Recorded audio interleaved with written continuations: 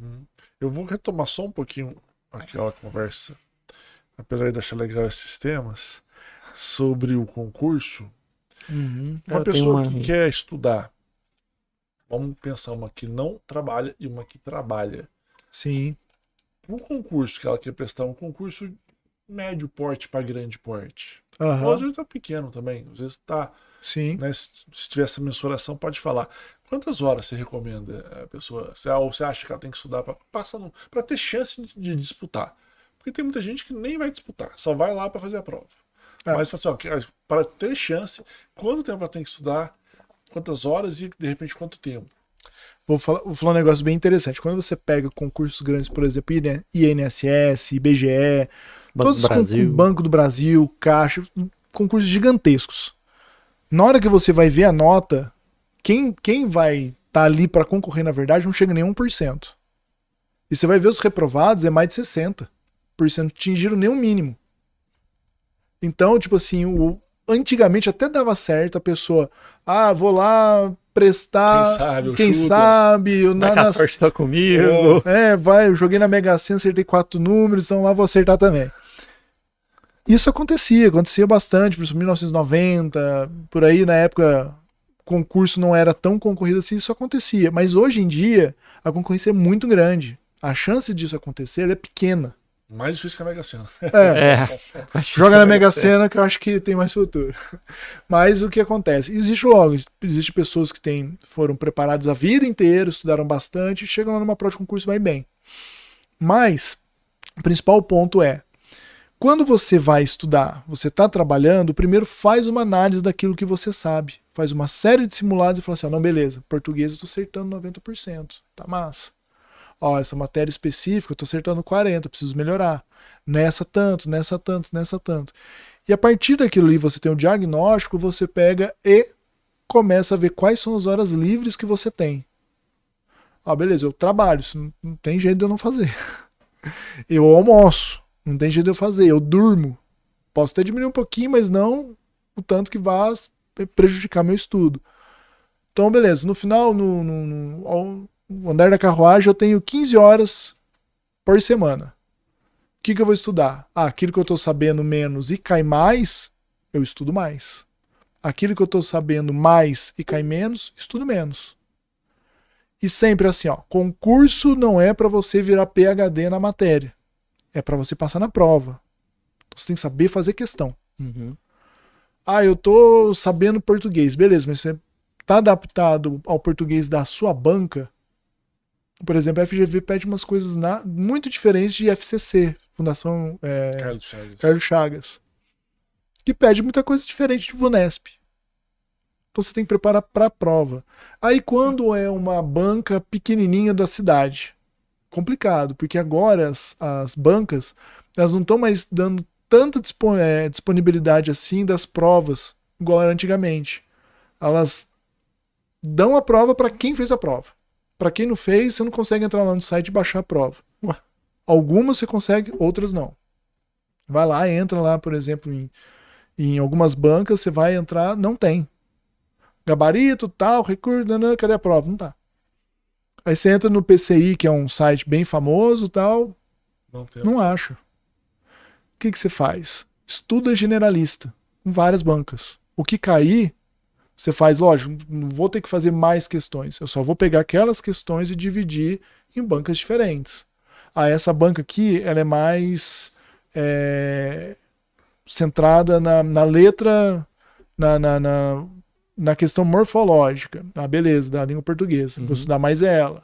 Essa daqui é mais para a questão interpretativa, assim por diante. Então, eu estudo de uma forma geral. E a pessoa que não trabalha, a mesma coisa, só que ela vai fazer gradativo. Ela vai estudar até o ponto onde ela consegue estudar todos os dias. Eu, quando comecei a estudar, estudava no máximo 4 horas por dia. Se eu estudasse mais que isso, no outro dia já não aprendia nada. Aí depois, com o tempo, a cabeça foi melhorando, 6 horas. O tempo seria tipo um mês? Você vai vendo. Que você estudou, no outro dia você consegue estudar sem cansaço. Cada um, mas sempre tentando mais um pouquinho. E com isso, aí eu cheguei 6 horas, até chegar 8 horas, mais que 8 horas para mim não dava. Uhum. Mais do que isso, eu via que eu sempre me lascava.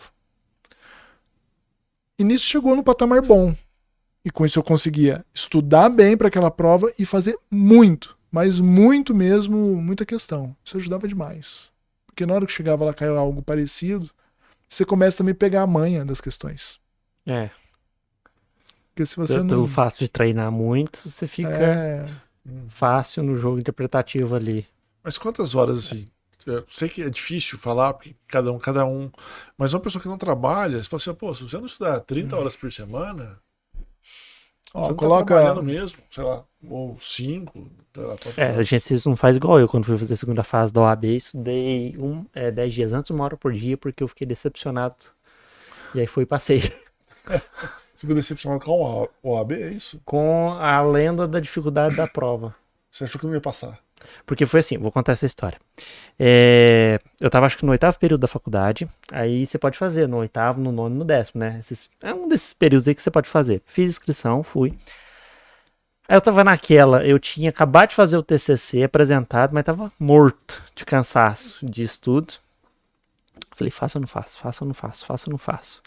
Aí conversando com o Santini, Matheus Santini, ele falou assim, faz, não tem nada a perder.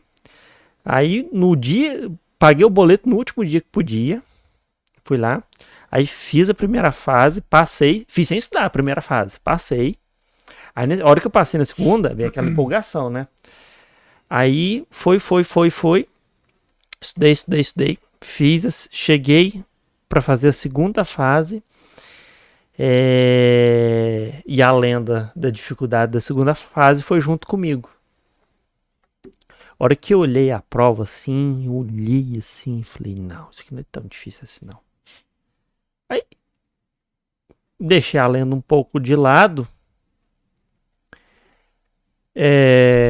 fiz a prova, só que aí, coincidentemente, caiu na peça, ficou um pouquinho mais difícil. Aí realmente era a dificuldade da prova, não era aquela coisa. Eu não passei.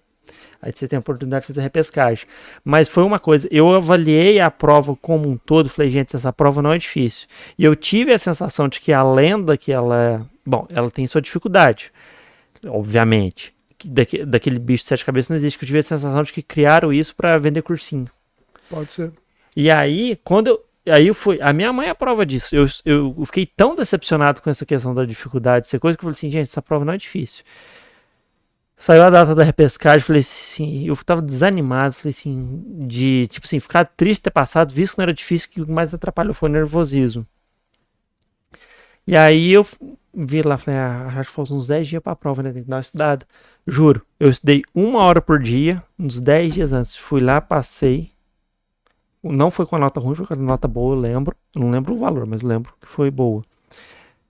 E tipo assim, todo mundo que eu converso que faz direito fala, vai por essa segunda fase, eu falo assim, ó, sabe aquele bicho de 7 cabeças da prova? Então, não existe não, viu? É mais fácil que você imagina. Mas até mesmo o concurso também é da... É uma observação que eu tive, eu comento isso com todo mundo. Apesar que varia, né? Como dizem, varia. Vareia? Porque depende também, no caso em específico que você estava comentando, como você também foi um aluno durante a graduação. Mas você é um bom aluno, vai estudando, chega na prova, tá mais fácil. Né? Aí chega pra uma pessoa e fala, fica tranquilo que não tem bicho de 7 cabeças não. A pessoa não sabe nem o que ela tá falando. Ela chega lá e fala, não é 7, é 12. Não é difícil lá pro pai. Não, Cara, mas sério mesmo, cara. E isso conta muito, viu? Por exemplo, Essa assim, percepção da noção da prova. Sim. A grande maioria das provas de concurso, ela, tipo, tirando os concursos muito difíceis, por exemplo, fisco, que é geralmente fiscal de fazenda, de receitas, questão de juiz, promotor, esses concursos tirando mais os fodas mesmo. supers, a grande maioria não é difícil. As provas não são difíceis, só que a quantidade de conteúdo torna ela difícil. É muito conteúdo. O problema é, quanto mais fácil em tese é a prova, mais alta é a nota. Maior é a nota de corte. Por exemplo, você teve um concurso que eu lembro que a prova foi ridiculamente fácil. Eu não fiz ele, mas eu olhei a prova depois. Foi ridiculamente fácil. 2 candidatos tiraram 100%. Ou seja, o cara não errou. Não errou. É muito não difícil você não errar nada. Você tem que estar, tipo, num dia bom, saber tudo e calmo. Calmo, um dia bom, Deus iluminando você, que a luzinha lá assim. A luz em cima de você tava num ângulo bom ali, ó, perfeita. E qual que foi o critério de desempate? Idade. O mais velho passou na frente. Porque quais eram os outros critérios? Ah, nota maior português, nota maior nisso. Era tudo igual. Essa é fantástica. Foi idade. O cara com 60 anos passou e o outro com 23 não passou. Ah, um tinha 60 e outro Tinha. 23. Aí você vê lá 1900 e tanto, taranã, taranã, aí eu vi, olha, o cara tinha 60 e o outro 23 não foi. Nossa. Era o último critério, praticamente. É esse de idade. E que curso que era esse? Pra qual cargo? Era pra biólogo, se não me engano, era... A cidade lá é perto de... Tangamandapio. Não, uma cidade boa pra caramba. Ela é divisa com o estado de São Paulo, mas é em Minas, onde fica Copenhague. Extrema? Extrema. Uma Cidade cidade muito industrial. Mas ela é muito boa. O IDH dela é show de bola. É isso mesmo. É uma cidade tipo o tamanho do Carmo, 20 e poucos mil habitantes e explode de indústria. É, porque toda a indústria de São Paulo tá ali no É. extremo, né? Ou tá bem pertinho ali. O pessoal de Bragança mora muito ali. É. Mora muito em Bragança pra trabalhar em extremo. E é uma cidade muito boa. E o que aconteceu? Isso. Uma outra prova, por exemplo, é uma cidade assim, que tem concursos excelentes. Agora esqueci. Tangamandapio. Tangamandapio deve ser bom também. E como é que chama também? Refresco de tamarindo. Tamarindo. Esqueci onde tem a Petrobras. Resende. Não. Volta Petrobras, Redonda. Paulínia. Paulínia tem concursos tem espetaculares. É. Concursos espetaculares em Paulínia, extremamente concorrido. Mas do município ganha até do estado. O professor lá, nossa, ganha muito. Muito bem. Mas por quê? Porque tem muito dinheiro a cidade. Eles podem pagar isso. Se eu não me engano, lá tem até 14º, 15º salários. É excelente. Vixe.